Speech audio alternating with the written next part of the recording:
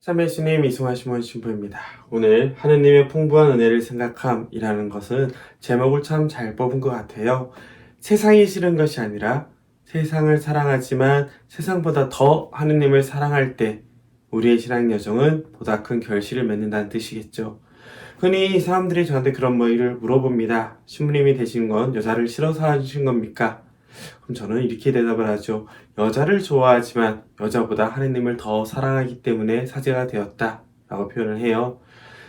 마찬가지로 신앙생활 역시 세상을 등지거나 사람들을 버리거나 외면하는 것이 아닙니다.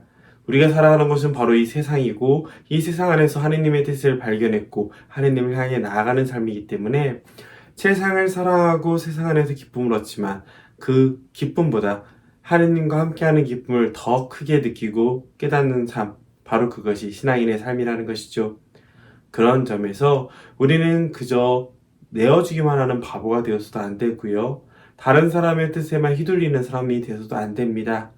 오히려 내가 기쁜 선택을 했는데 그 기쁜 선택이 하느님을 위한 선택이었고 하느님을 위한 선택이 결국 나뿐만 아니라 이웃에게까지도 선물을 전해주는 것이 바로 옳은 신앙인의 삶이라는 것이죠.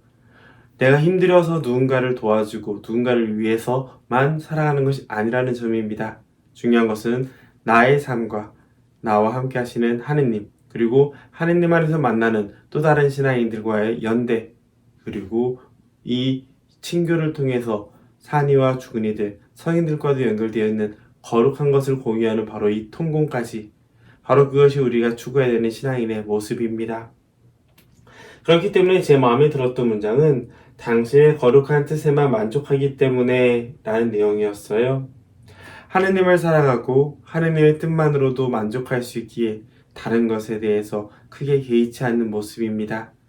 누군가가 많은 것을 준다면 기꺼이 활용할 수 있어야 되고 누군가가 나의 것이 부족하게 주어진다면 부족한 것 안에서 살아갈 수 있는 것, 세상 안에 있는 모든 물건에 의해서 좌지우지 되는 것이 아니라 이것을 통해 하느님께 나아가는 자세가 중요하겠죠. 그런 점에서 신앙의 위기, 흔히 코로나로 시작된 신앙의 위기가 왔을 때 우리가 어떤 행동을 했는지 보면은 또 알 수가 있습니다.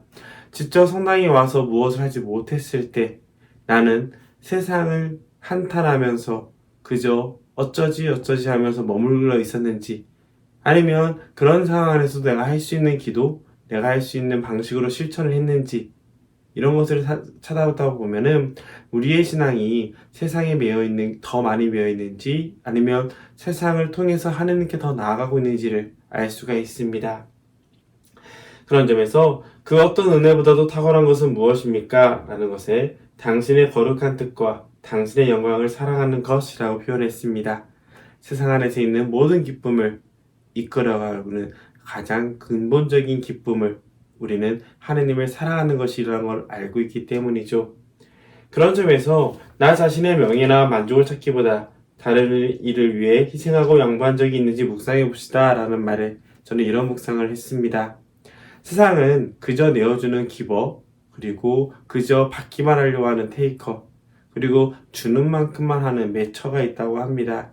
이들 중에서 물론 가장 가난하게 가장 어렵게 사는 사람들이 기버도 많지만 결국 가장 부유했던 사람들, 가장 의미를 살아가는 사람들은 대부분이 기버라는 것이죠. 근데 단순히 주는 것이 아닙니다. 의미를 있게 주고 결실을 있게 맺을 수 있도록 주는 사람들이라는 것이죠. 줌으로써 나의 기쁨을 찾고 그 기쁨이 하느님의 일이기 때문에 기꺼이 나아가면서 좋은 결실을 맺는 것, 바로 그것이 참다운 기버의 삶이라는 것입니다. 그런 점에서 나 자신의 명예나 만족을 찾는 것은 사람의 기본적인 성향이지만 그것만 추구하는 이기주의자들이 추구하는 가치가 하느님이 되었을 때 그 누구보다도 따뜻한 이타주의자가 된다라고 말할 수 있겠죠.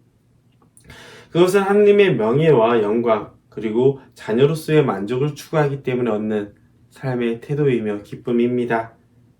유혹이라는 것은 내가 세상에 매여 있을 만큼 찾아오는 것이고 하느님을 사랑하기 때문에 행동하는 것이 어느 순간 나를 위한 행동, 나의 사람들 사이의 관계 안에서 나의 위치를, 나의 영향력을 키우고 싶을 때 생긴다는 것을 기억한다면 우리의 마음의 중심에 하느님을 두고 사는 삶이 얼마나 어렵고 얼마나 유혹을 경계해야 되는지, 어떤 유혹을 조심해야 되는지를 알 수가 있게 됩니다. 그렇기 때문에 결국 우리가 추구해야 되는 신앙의 삶은 하느님의 사랑을 함께하는 것이고, 사람의 시선들, 세상으로부터 매이는 족쇄들에서부터 자유로워지는 것, 자유로워진다는 것은 외면하거나 탈출하는 것이 아니라 세상 안에서 기쁘게 살아가면서 하느님을 향해 나아가는 디딤돌로 삼는다는 것. 그것을 기억할 때 우리는 정말 지독한 이기주의자지만 하느님을 사랑하기에 그 누구도 따라오기 힘든 이타주의자가 될 수 있음을 기억했으면 좋겠습니다.